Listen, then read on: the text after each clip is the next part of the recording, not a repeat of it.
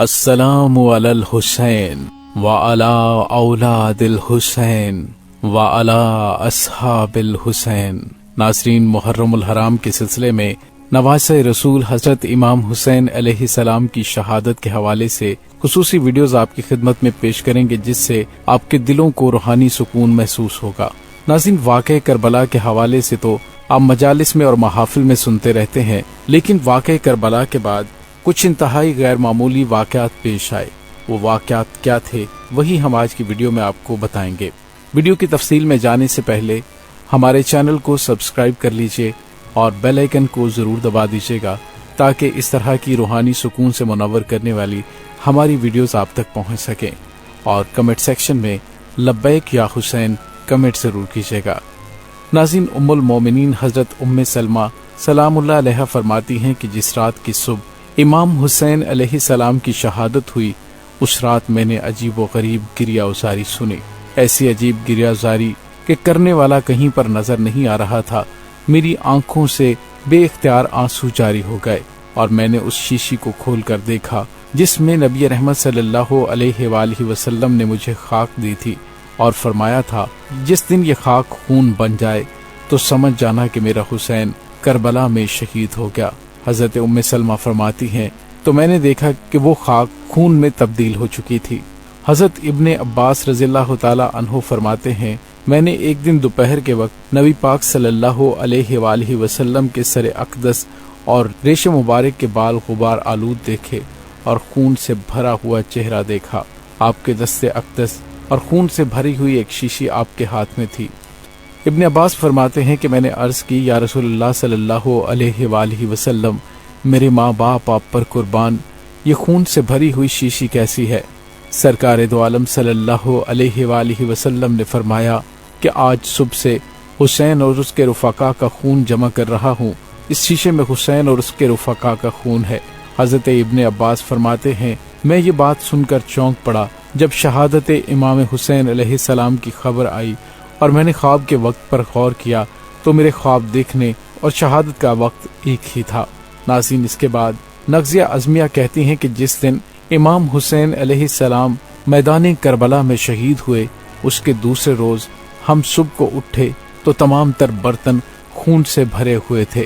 ناظرین، شہادت امام حسین علیہ السلام کے بعد آسمان اتنا تاریک ہو گیا تھا کہ دن کو تارے نظر آ رہے تھے۔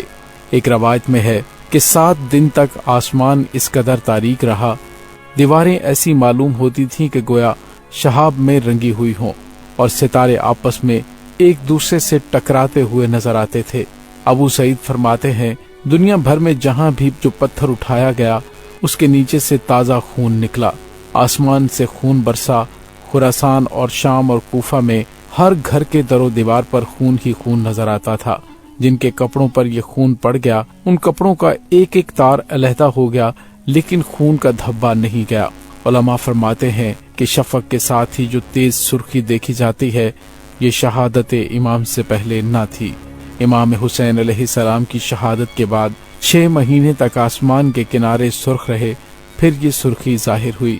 ناظرین، جس وقت حضرت امام حسین علیہ السلام نے شہادت پائی، ایک سفید کبوتر اڑتا ہوا آیا اور اپنے پر و بال کو امام حسین علیہ السلام کے خون میں تر کیا اور اڑ گیا، حتیٰ کہ یہ کبوتر اڑتا ہوا مدینہ پاک پہنچا اور طواف کے انداز میں رسول اللہ صلی اللہ علیہ وآلہ وسلم کے روضہ پاک کے گرد اڑتا تھا، اور اس کے پروں سے خون کے قطرے ٹپک رہے تھے۔ اہل مدینہ اس کی کیفیت دیکھ کر حیران تھے کہ آخر معاملہ کیا ہے۔ جب چند دنوں کے بعد انہیں امام عالی مقام کی شہادت کی خبر ملی تو انہوں نے سمجھا کہ سب سے پہلے ظاہری طور پر امام عالی مقام کی شہادت کی خبر بارگاہ رسول تک پہنچانے کے لیے یہ کبوتر حاضر ہوا ہے۔ علماء نے فرمایا ہے کہ سرخ رنگ کے جو کبوتر پائے جاتے ہیں وہ اسی کبوتر کی نسل سے ہیں۔ ناظرین، کنز الغرائب کے حوالے سے رافت الشہداء لکھتے ہیں کہ ایک یہودی تھا، اس کی لڑکی ظاہری شکل و صورت میں بہت خوبصورت تھی۔ ایک دن اچانک وہ نابینا ہو گئی اور ہاتھوں پیروں پر کوڑھ کا مرض ہو گیا۔ محلے اور پڑوس کے لوگ اس لڑکی کو شدید نفرت کی نگاہ سے دیکھتے تھے، یہاں تک کہ یہودی اپنی لڑکی کو لے کر شہر سے باہر ایک باغ میں مقیم ہو گیا۔ دن بھر شہر میں کاروبار کرتا، شام کو باغ میں لڑکی کے پاس آ جاتا۔ ایک دن اتفاق ایسا ہوا کہ یہودی کاروبار میں اتنا مصروف ہوا کہ شام کو باغ میں واپس نہ آ سکا۔ لڑکی نے تنہا ایک درخت کے نیچے رات گزاری۔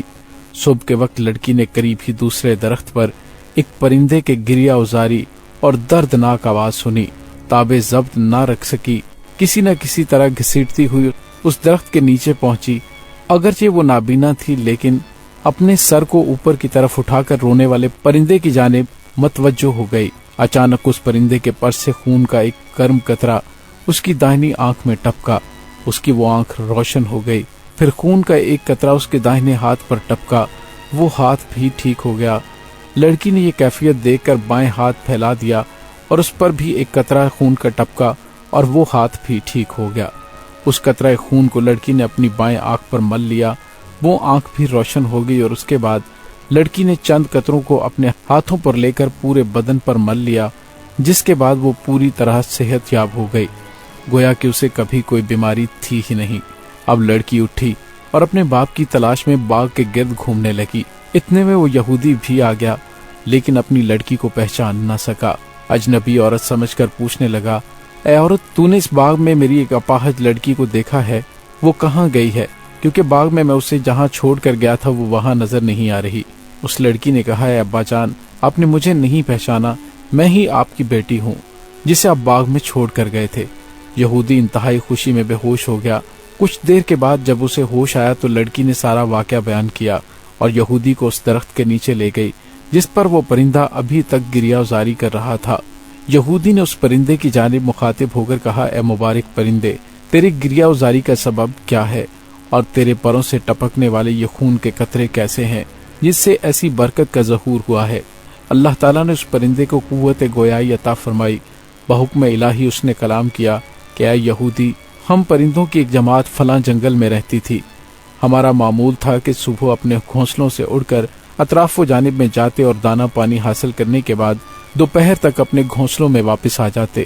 جس نے جو کچھ کھایا پیا ہوتا آپس میں ایک دوسرے کو خبر دیتے۔ اچانک ایک دن ہم نے ایک ندا سنی کہ نواسہ رسول امام حسین علیہ السلام نے تپتی ہوئی دوپہر میں کربلا کی سرزمین پر شہادت کا جام نوش کیا ہے، اور اے پرندو، تم درخت کے سائے میں بیٹھ کر آرام کر رہے ہو۔ یہ ندا سن کر ہم تمام پرندے کربلا کی سرزمین کی طرف روانہ ہوئے۔ جس وقت ہم وہاں پہنچے تو دیکھا کہ جگر گوشہ بطول حضرت امام حسین علیہ السلام شہید ہو چکے ہیں اور ان کے جسم میں اطہر سے ابھی تک خون جاری ہے۔ یہ کیفیت دیکھ کر تمام پرندے گریہ ازاری میں مشغول ہو گئے۔ مجھ میں تابع ضبط نہ رہی، میں نے اپنے آپ کو امام حسین علیہ السلام کے بہنے والے خون میں گرا دیا، اپنے چہرے اور اپنے پروں کو آپ کے خون مبارک میں تر کیا اور وہاں سے اڑ کر یہاں آ گیا ہوں۔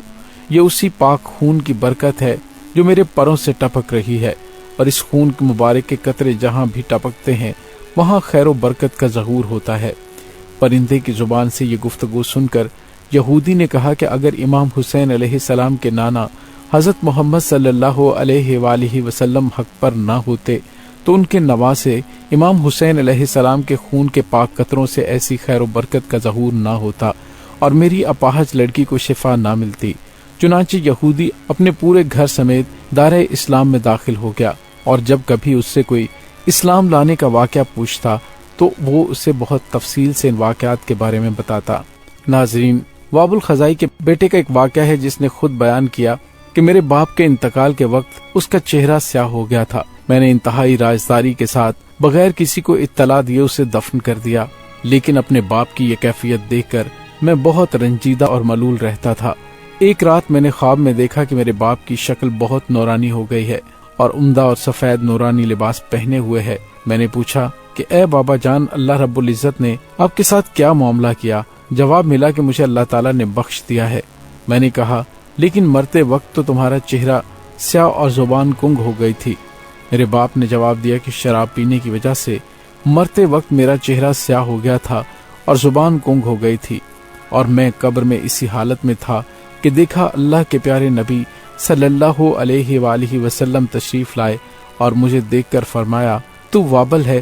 میں نے عرض کی یا رسول اللہ صلی اللہ علیہ وآلہ وسلم میں وابل ہی ہوں۔ سرکار دو عالم صلی اللہ علیہ وآلہ وسلم نے فرمایا کہ میرے جگر گوشہ حسین اور دیگر شہدائے کربلا کی شہادت سے متعلق تو نے جو اشعار کہے تھے مجھے اپنی زبان سے سنا۔ سرکار دو عالم صلی اللہ علیہ وآلہ وسلم کا اتنا فرمانا تھا کہ میری زبان کو قوت گویائی مل گئی، اور وہ اشعار جو میں نے شہدائے کربلا سے متعلق لکھے تھے انہیں سرکار کو سنایا۔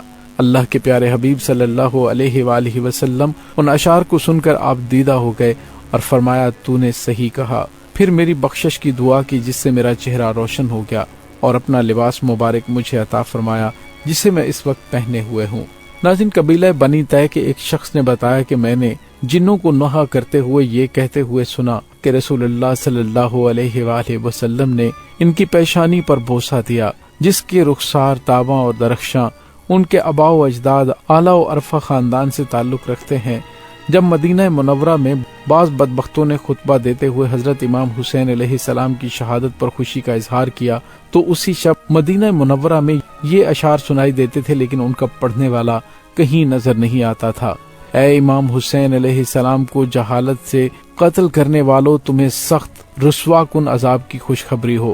آسمان پر جتنی بھی مخلوق ہے، خواہ وہ انبیاء ہوں یا ملائکہ، تم پر ہلاکت کی دعا کرتے ہیں۔